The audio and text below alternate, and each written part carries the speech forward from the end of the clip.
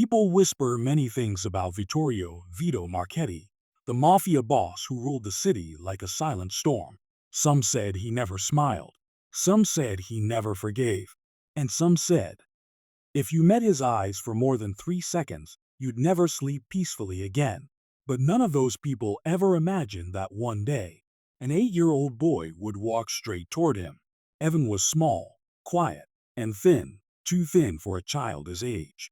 His backpack hung loose on his shoulder, and his steps were slow and unsure, as if each one felt heavier than the last. In his pocket, wrapped in a soft folded tissue, he carried the only Christmas gift he had ever received, a small watch. Cheap, simple, but precious. His mother had saved for months to buy it. Evan still remembered her voice that Christmas morning. It's not much, sweetheart, but it's yours. Something special for a special boy. And now, he was about to give it away. His hands shook as he pressed them into his pockets, clutching the watch as if it was the last piece of courage he had left. The streets were full of noise, cars, vendors, music, but none of it reached his heart. All he could hear was the echo of last night. His mother crying. Not loud, not dramatic, just soft, broken sobs she tried to hide behind the kitchen door. But Evan heard, and he had asked, voice shaking, Mom, what's wrong? She told him it was nothing. She forced a smile. But Evan was young, not stupid. He had heard the men earlier, their threatening whispers, their promise to come back. He had heard the name they spoke with fear and obedience. Vito. Everyone in the neighborhood said the same thing. If you get in trouble with the wrong people, only Vito can stop it. If he wants to. Evan didn't know if Vito wanted to, but he knew he had to try. His mother had protected him his whole life. Now it was his turn, even if he was just a little boy with shaking hands and a cheap Christmas watch. As Evan turned the corner into the open market, people stared at him. Adults paused mid-conversation. Some whispered, whose kid is that? Where is his mother? Is he going toward them? Because ahead, parked like a king's chariot in the sunlight, was a long, black SUV. Beside it stood two tall men in dark suits, sunglasses on, hands folded in front of them. Their faces were carved from stone. No emotion, no mercy. Evan swallowed hard. His tiny shoes felt glued to the pavement. Then the SUV door opened, and he stepped out. Vito. He wasn't loud. He wasn't monstrous.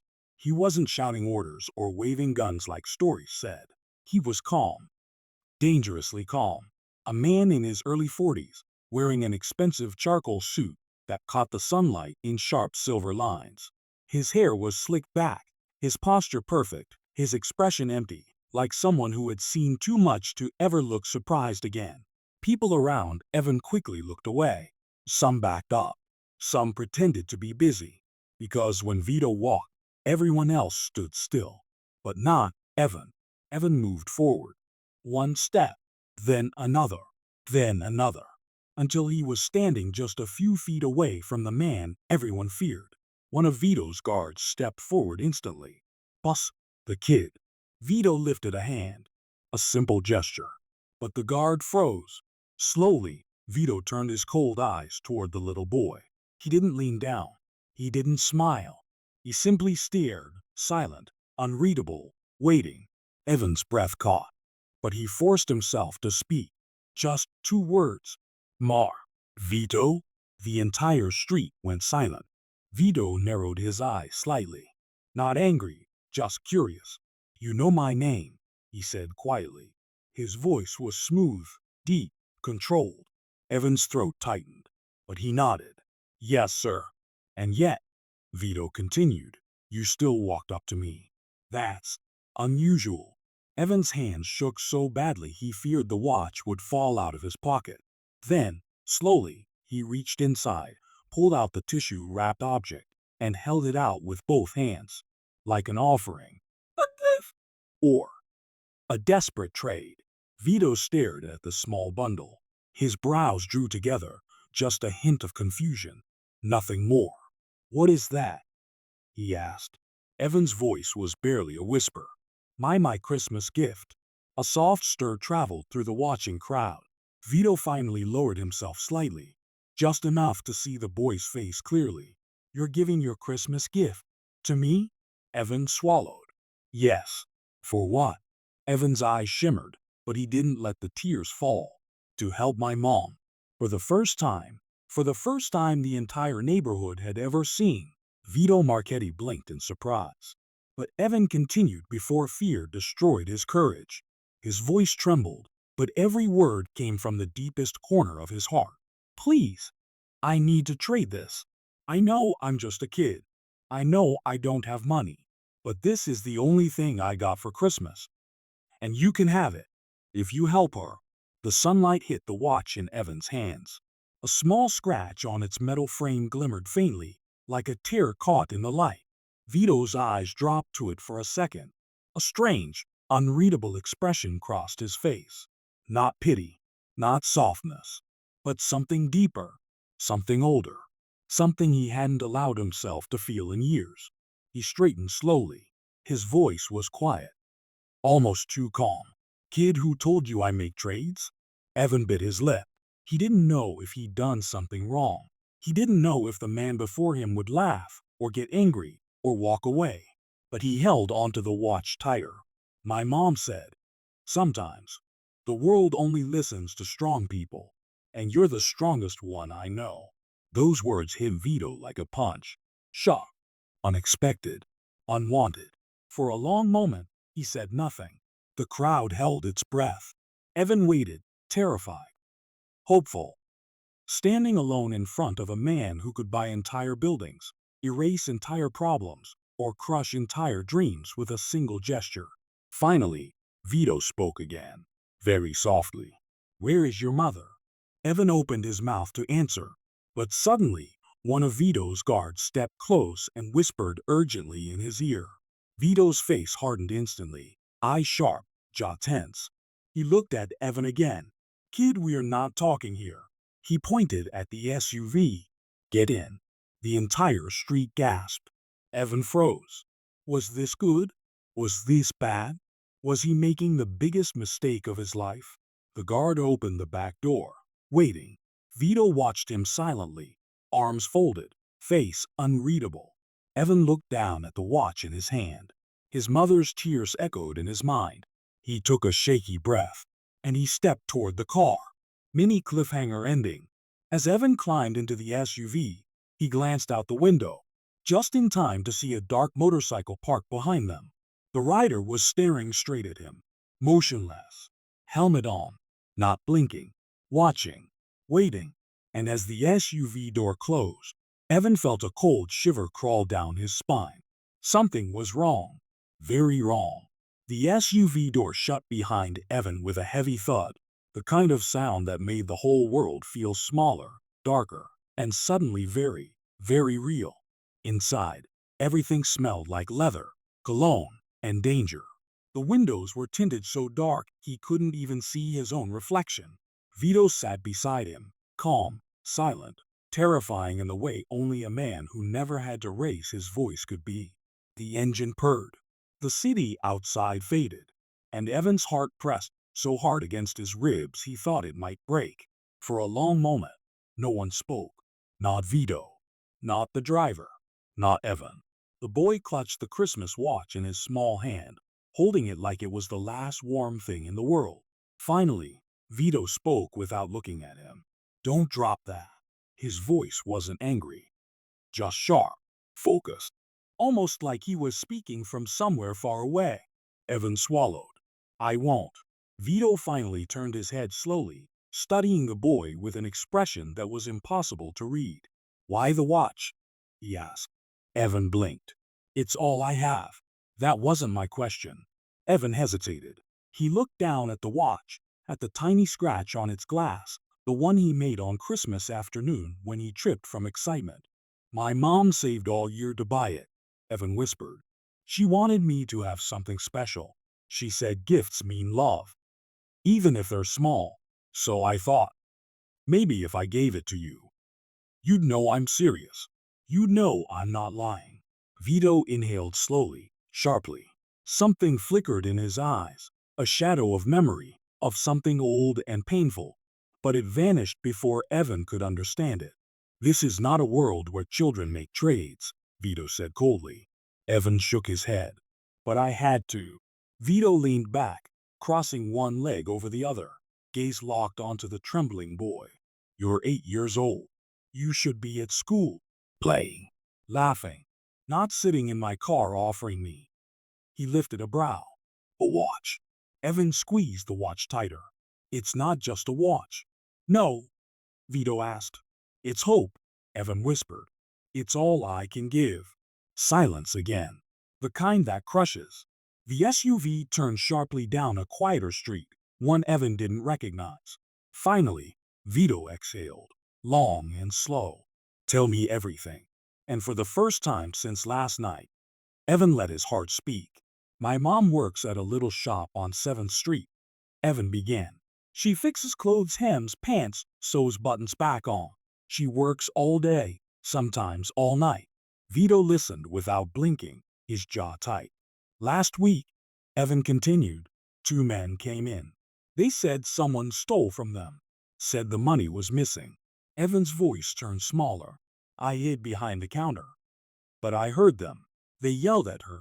She kept saying she didn't take anything, but they didn't believe her. Vito's fingers tapped the armrest slowly. Not impatient, calculating. They told her they'd come back, Evan said.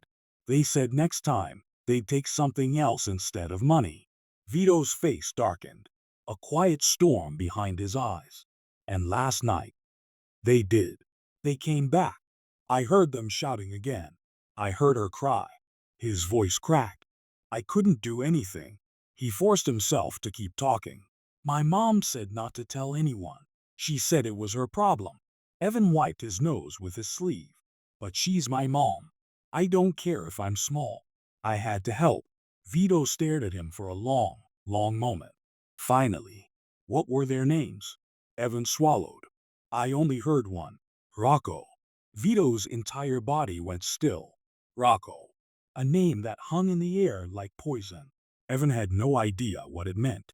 But Vito did, and the temperature in the SUV dropped. Without warning, the SUV slowed, turned, stopped. Evan looked out the window. They were in front of a quiet cafe, mid-morning sunlight spilling over its windows like a friendly invitation. Except nothing felt friendly. Vito stepped out first. The guard opened Evan's door. Come, Vito said, without looking back. Inside, the cafe was empty except for one barista polishing glasses nervously. When he saw Vito, he stiffened. Boss! Vito raised a hand, signaling him to leave. The barista hurried out through the back door. Vito sat at a small table. He pointed for Evan to sit opposite him. The boy slid onto the chair, feet dangling above the floor. Vito rested both forearms on the table, leaning in slightly. Tell me exactly what they said to your mother. His voice was low, dangerous, not directed at Evan, but at the memory. Evan repeated the threats. Every word, every insult, every promise the men made. By the time he finished, Vito's knuckles were white against the table. Those men, Vito said slowly, do not work for me. Evan blinked. But people said, they use my name, Vito interrupted. They pretend loyalty, but they are not mine. Evan's heart twisted with fear. So you won't help? Vito's eyes snapped to him. Did I say that? He snapped. Evan shrank back slightly. Vito closed his eyes, controlling his temper. When he opened them again, his voice was steady. Listen to me, kid. There are rules in my world. Lines people do not cross. Threatening a woman who owes nothing. Harming a child. His jaw clenched. That is a line no man walks back from. Evan didn't speak. Didn't dare. Vito leaned forward more, voice softer now. Why didn't your mother go to the police? Evan stared at the table. She tried once. They said they couldn't do anything unless someone got hurt. And she didn't want to tell them the names, because she was scared it would make things worse. Vito muttered something under his breath. A low, angry sigh. Then, give me the watch. Evan's breath caught. He unwrapped it with trembling fingers and placed it on the table gently, like laying down a piece of himself. Vito picked it up, turned it over, looked at it longer than necessary. "This is special to you," Vito said quietly. Evan nodded. "Yes, and you're giving it to me. For my mom." Vito stared at the watch again, a muscle ticking in his jaw. "You understand what you're doing?" he asked. Evan nodded again, stronger this time. "It's worth it." Vito placed the watch back on the table between them. Then he stood. "Get in the car, kid." Evan blinked. "Are we going to help her?" Vito didn't turn around. "You made a trade," he said calmly. "I'm honoring it." Evan's chest tightened with relief. He slid off the chair. But just as he reached the door, Vito lifted a hand. "Wait." Evan froze. Vito's voice dropped to a whisper. "We're being followed." Evan's heart stalled. Followed?" he whispered. Vito nodded toward the tinted window. "A motorcycle. Black helmet. Same one from earlier. He's been trailing us since the market." Evan's skin prickled with cold fear. "Is he with the bad men?" he asked. Vito's lips pressed into a thin line. "Maybe," he murmured. "Or maybe he's something worse." Before Evan could ask what that meant, Vito placed a firm hand on his shoulder. "Listen carefully," he said. "You stay close to me. You do not run. You do not speak unless I tell you to. Understand?" Evan nodded quickly. Vito opened the door. The sunlight outside looked less like warmth and more like danger. The SUV waited. The motorcycle rider sat across the street, perfectly still, watching, not moving, not blinking, as if he was waiting for the right moment. Vito guided Evan into the car. The doors locked. The engine started. Vito looked straight ahead, eyes turning cold and sharp as steel. "Hold on, kid," he said softly. "Things are about to get complicated." The SUV moved like a shadow through the morning streets, but inside, the air felt heavier, tighter, like someone had locked the world in a fist. Evan sat pressed against his seatbelt, hands trembling, eyes glued to the side mirror. The motorcycle rider stayed behind them. Not close, not far, just there, following, waiting, like a dark question mark the world had no answer for. Vito stared straight ahead, jaw tight, mind clearly racing somewhere dangerous. "Kid," he said without looking, "listen carefully." Evan swallowed. "Yes?" "If anything happens, anything, you stay low. You don't open the door. You don't run. You don't scream. You stay down." The words chilled Evan more than the cold metal door beside him. "What's going to happen?" he whispered. Vito didn't answer, which was worse than a lie. They drove for several minutes through quiet blocks until the SUV turned sharply down a narrow road lined with abandoned buildings. Evan's chest tightened. "Why are we here?" Vito finally spoke. "There's only one reason someone would tail me this long." He looked at the driver through the rearview mirror. "Stop the car." The SUV slowed to a crawl. Then stopped. The rider stopped too, several meters behind. Evan felt his heart fall into his stomach. Vito unbuckled his seatbelt. "Stay inside," he told Evan. "Do not move." The door opened with a metallic click. Cold daylight rushed in. Vito stepped out. Evan pressed his face to the window, breath fogging the glass. Vito walked slowly, calmly, into the middle of the empty road. His coat brushed the wind. His steps echoed against the silent buildings. He looked like a judge walking to deliver a sentence. The motorcycle engine purred. The rider sat still, black visor reflecting the dull sky. Vito lifted a hand. "Enough games," he called out. "Take off the helmet." The rider didn't move. The world held its breath. Then, the rider's hand reached up, gripped the helmet, and slowly pulled it off. Evan's heartbeat slammed into his ears. But what he saw made no sense. His eyes widened. He gasped so quietly only the empty buildings heard it. The rider was not a thug, not a criminal, not one of the men who threatened his mother. It was a woman. Young, sharp eyes, cold expression, hair tied back tightly. But her face held something Evan recognized immediately. Pain. Vito narrowed his eyes. You, he said. His voice was low, controlled, dangerous. The woman swung her leg off the motorcycle and stood tall. Hello, Vito. Evan had never heard someone say his name without fear. But she did. She even sounded angry. Vito crossed his arms. What do you want? She tilted her head. The truth. Vito's jaw tightened. You should choose your next words carefully. Oh, I have, she snapped. Very carefully. Evan pressed closer to the window. The driver whispered, Boss, is that? Vito raised a hand to silence him. The woman stepped closer. Does the name Rocco ring a bell? She asked. The temperature dropped. Vito's eyes turned cold steel. You know it does. She exhaled sharply. Then you also know he's lying. Vito didn't blink. Lying about what? She pointed toward the SUV. About what he did to that boy's mother. Evan's heart froze. Her voice thundered with anger. Rocco didn't threaten her because of money. He threatened her because of you. Evan's stomach twisted. What? Why? Vito's face remained unreadable. The woman continued. He used your name, your reputation, your fear, not to collect money, but to send a message. To who? Vito asked quietly. She took a step closer. To you. A dangerous silence swallowed the street. Evan didn't understand. None of this made sense.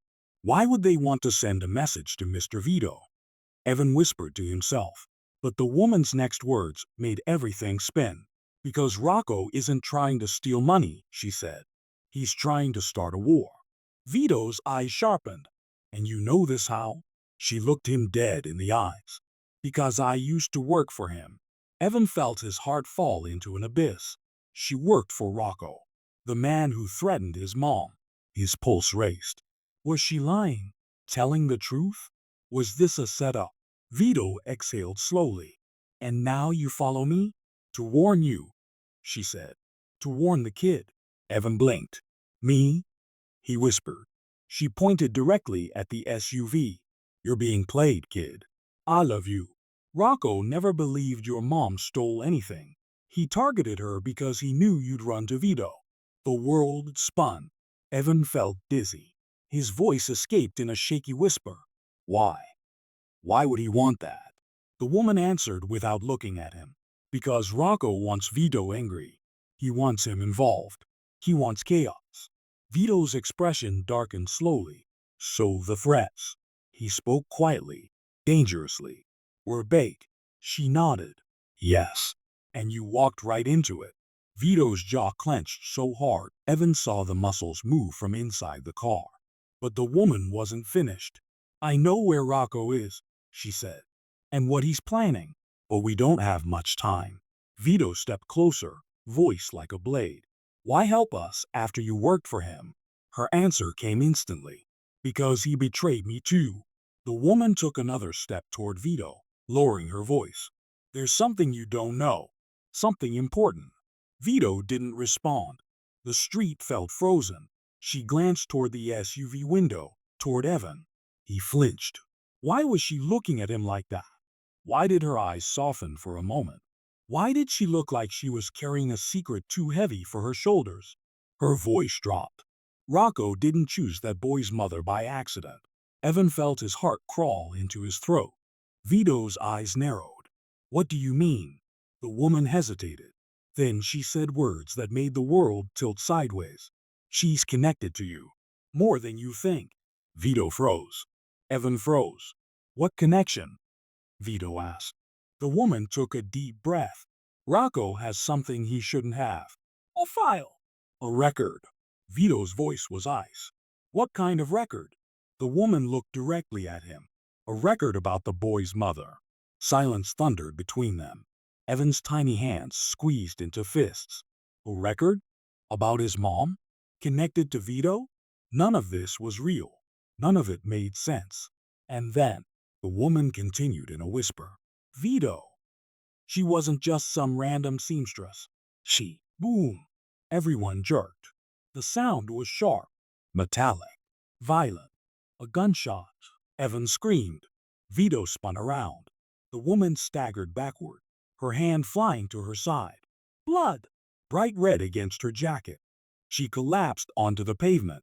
Vito pulled his gun instantly, scanning the rooftops. Sniper! He shouted. The SUV driver slammed the vehicle into reverse. Evan dropped to the floor as bullets ripped through the air. Glass shattering, metal screaming, the world turning into chaos. Vito grabbed the SUV door, shouting, "Drive! Get the kid out of here, NOW." Evan's ears rang. He could barely see, barely breathe. But through the shattered window, he saw something horrifying. On a nearby rooftop, a figure in black, a rifle aimed directly at him. Evan's voice broke in terror. "MR. Vito." Vito saw it too. He lunged toward the SUV, but it was too late. The sniper fired. A single bullet, flying straight toward Evan. The night had faded into early morning light, but inside the boss's mansion, it still felt like midnight. Cold, heavy, dangerous. Alex stood in the middle of the grand office, small, shaking, and trying with all his strength not to show it. His Christmas watch, the one he had given away out of pure kindness, now rested on the table between them like a ticking reminder of everything that had gone wrong. Across from him, the Mafia boss, Dominic Valtieri, had the expression of a man who had reached the edge of his patience and was about to step past it. His voice was low, sharp, and barely controlled. "Why didn't you tell me the truth earlier?" Alex swallowed. "Because you wouldn't have believed me." Dominic's chair scraped loudly as he stood. "I am not angry that you lied to me. I am angry that you walked into danger alone. Do you understand what could have happened to you, kid?" Alex's hands clenched. "I had to help you. You were in trouble." Dominic's jaw tightened, a storm behind his eyes. He wasn't used to people caring, and he definitely wasn't used to a child risking everything for him. But instead of gratitude, the emotion rising inside him looked a whole lot like fury. The mansion felt too big around Alex. Every ticking second made the air thicker. Dominic paced slowly, dragging his fingers along the polished table. "Alex, you don't know what my world is. You don't know how deep this goes." "I know enough," Alex replied softly. "People want to hurt you." Dominic whipped around. "Yes, and they would have hurt you to get to me. You think your little act of bravery helps? It was the only thing I could do." Dominic slammed his palm onto the table. Alex flinched, but didn't back down. That surprised the boss more than anything. This kid didn't fear him. Dominic's voice grew harder. "Do you realize what you stepped into? These people don't care that you're a child. They don't care if you were just trying to help." He pointed toward the door. "They would have taken you, used you, hurt you, all because you came here alone and handed me that watch." Alex's voice cracked. "I was trying to save your life." Dominic froze.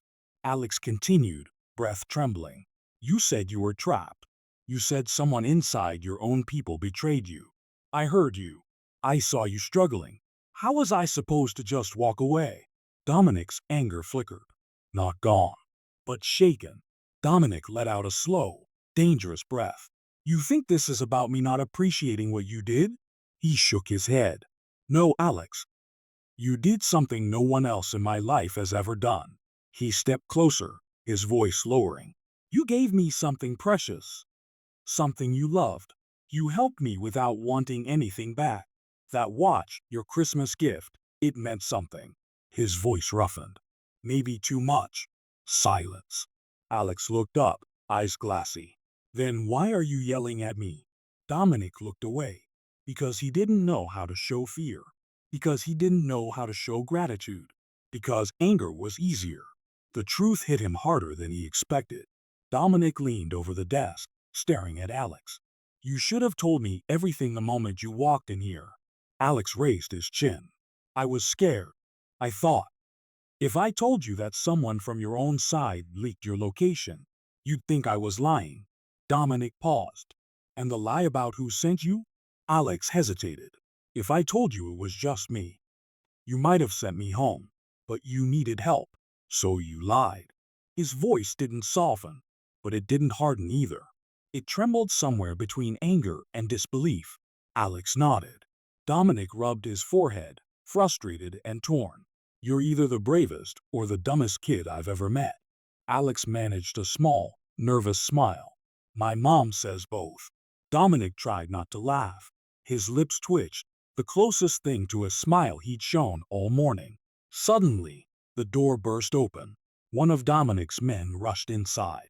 Boss, we found something. Dominic straightened instantly. What? The man looked at Alex before speaking. The kid was right. Someone from our side gave your location to the enemy. We found proof. Dominic froze. Alex's breath caught. The room tightened like a fist. Dominic whispered, Who? The man swallowed. You're not going to like it. Dominic's face darkened, lightning behind his eyes. His rage wasn't at Alex anymore. It was at someone else. Someone closer. Bring him here, Dominic ordered. The man nodded and rushed out. Alex watched Dominic's jaw clench, muscles tight, eyes burning. Alex, he said slowly, you were telling the truth the entire time. Alex nodded once. Dominic stared at him, a mix of guilt, admiration, and a strange, unspoken fear. What you did changed everything, he admitted quietly. For the first time, Dominic sat down, tired, troubled, human. Alex approached him, small but steady. Are you okay? Dominic looked at him with an expression Alex had never seen before. Something like vulnerability. No, Dominic said honestly, because whoever betrayed me wasn't just some soldier. His voice dropped to a dangerous whisper. It was someone I raised. Alex's stomach twisted. What will you do? Dominic didn't answer. Instead, he stood, grabbed his coat, and spoke words that sent a chill through the boy. I'm going to confront them. Alex stepped forward. I'm coming with you. Dominic turned sharply. No, you stay here. Alex shook his head. I'm not leaving you alone. Dominic's eyes widened, then narrowed. Alex, this isn't bravery anymore. This is suicide. Alex met his gaze. Serious, fearless. You helped me when no one else would. Now it's my turn. Dominic's chest tightened. This boy, this kid with nothing, no weapon, no power, no safety, was standing beside him with more courage than most grown men he'd ever known. Dominic opened his mouth to argue, but then heavy footsteps echoed from the hallway. Not the guards, not friendly, not expected. Dominic's head snapped toward the door. Someone was already inside the mansion. Alex froze. Dominic whispered, Get behind me. The door handle twisted. A shadow fell across the floor. The betrayal was closer than either of them realized. The door creaked open. Footsteps slow, heavy, confident.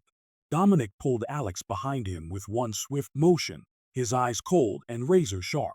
The shadow stretched across the office floor as a tall figure entered, one Dominic knew far too well. Marco, his right-hand man, his oldest ally, and now, his betrayer. Marco raised his hand slowly, pretending innocence. Boss, he said, voice calm, we need to talk. Dominic's voice cut through the air like a blade. You sold my location. Marco didn't deny it. He didn't flinch. He didn't even blink. Instead, his eyes shifted to Alex, the boy trembling behind the Mafia boss. So the kid figured it out, Marco said with a quiet smirk. Smirk! Dominic's fists tightened. No more lies. Marco sighed, the casual tone cracking into irritation. You changed, Dominic. Ever since that kid walked into your life, you've been distracted. Softer. His gaze sharpened. And that makes you weak. Dominic stepped forward. You betrayed me because of him? Marco's jaw clenched. Because you stopped being the man who built this empire. You stopped trusting us. You started trusting a child. Alex felt Dominic stiffen. Marco continued, voice dripping with bitterness. I'm not going to follow a man who lets his empire crumble because of some emotional weakness. Dominic exhaled slowly, dangerously. Then you were never loyal to me. Marco's eyes darkened. I was loyal until you made a trade you shouldn't have. Dominic frowned. What trade? Marco pointed to the watch lying on the table. That ridiculous, childish watch. The moment you took that gift, you changed. You stopped thinking like a leader. You started thinking like a father. Dominic's breath caught. And for the first time, Alex understood. The watch wasn't just a gift. It wasn't about money. It was the first thing anyone had ever given Dominic without expecting power, fear, or loyalty in return. It was the first thing given purely from kindness. And that terrified his enemies. Because it made him human. Marco slowly reached into his coat. Dominic's hand went to his own weapon. Alex's heart pounded so loudly he could hear it echoing in his ears. Marco raised a small black device. A recorder. With a single press, it played Dominic's private conversations, proof of secrets, vulnerabilities, plans. Alex's stomach dropped. Marco smirked. Now you understand. I didn't just give away your location. I gave them this. The tape that will destroy everything you built. Alex whispered. Dominic. I'm sorry. Dominic squeezed his shoulder gently, surprisingly softly. You didn't cause this, Alex. Marco shrugged. It's too late. They're already on the way. Dominic stepped in front of Alex fully. No one touches the boy. Marco raised a brow. You're willing to die for him. Dominic's voice was firm. I'm done losing people I care about. Marco froze. Even he didn't expect that. Marco's eyes narrowed. But there is one thing I'll accept. Dominic stiffened. What? Marco's eyes slid to Alex. The kid. Alex felt his body turn to ice. Marco continued. Give him to me. Let me deliver him as leverage. You walk free. I walk free. No blood spilled between us. Dominic's jaw tightened painfully. Alex tugged on his coat, whispering, Don't, please don't. Dominic didn't respond. Not yet. He was calculating, eyes scanning the room, the door, the windows. Marco chuckled. Look at you, boss. Torn. Because of a kid. A kid with nothing but a cheap Christmas watch. Dominic looked down at the watch on the table. The one Alex had sacrificed. The one that reminded him he wasn't alone. His voice, when he finally spoke, was low and deadly. I'm not trading him. Marco blinked. You're choosing him. Over your life? Dominic stepped forward. I'm choosing the only person in this room who hasn't betrayed me. Marco's face twisted with rage. Before he could raise his weapon, Dominic moved. The room exploded into motion. A struggle. A crash. Shouts. Furniture shattering. Dominic slamming Marco against the desk. Marco striking back. Alex backing into the corner, terrified, the watch tumbling across the floor. Dominic grabbed Marco's hand, twisting the gun away. Marco shoved him, roaring. Dominic stumbled back. Marco reached for Alex, and that was Dominic's breaking point. He slammed Marco into the wall so hard the entire frame shook. Breathing heavily, he spoke. You don't touch him. Marco collapsed to the floor. And finally, Dominic stood tall again. The betrayal was over. The threat was ended. But the war had just begun. Dominic turned to Alex. For the first time, his voice cracked. I almost lost you. Alex shook his head. No, you protected me. Dominic looked down at the watch. It had cracked during the fight, its glow faint but still alive. He picked it up gently, almost reverently. You gave me this because you wanted to save me, he said softly. You traded something precious for me. Alex nodded. Because you deserved it. Dominic closed his eyes. Then he knelt. Actually knelt. To the boy's height. No, Alex. I didn't deserve it. But you gave it anyway. Alex swallowed hard. So what happens now? Dominic stood tall again. Strong, certain, transformed. Now, he said, I protect you. Not as a deal. Not as a bargain. Not as a trade. He placed the cracked watch back into Alex's hands. But because you gave me something no one ever gave me before. Alex blinked. What? Dominic smiled. A real one this time. Trust. For the first time, Alex felt safe. Safer than he ever had. Dominic placed a firm hand on his shoulder. You're coming with me. We're leaving before Marco's friends get here. Alex nodded. Dominic whispered, "Stay close. Don't let go." Alex gripped his coat tightly. They moved toward the door. But just as Dominic reached for the handle, a loud explosion shook the mansion. The lights flickered, and Dominic froze, eyes narrowing with dread. "They're here," he whispered. Alex's heart stopped. Dominic pulled him close. "Whatever happens," he murmured, "I'm not letting anything happen to you. You changed my life, Alex. Now it's my turn." He kicked open the door. Smoke filled the hallway. Shouts echoed. Shadows moved fast. The war for his empire, and for Alex's safety, had begun.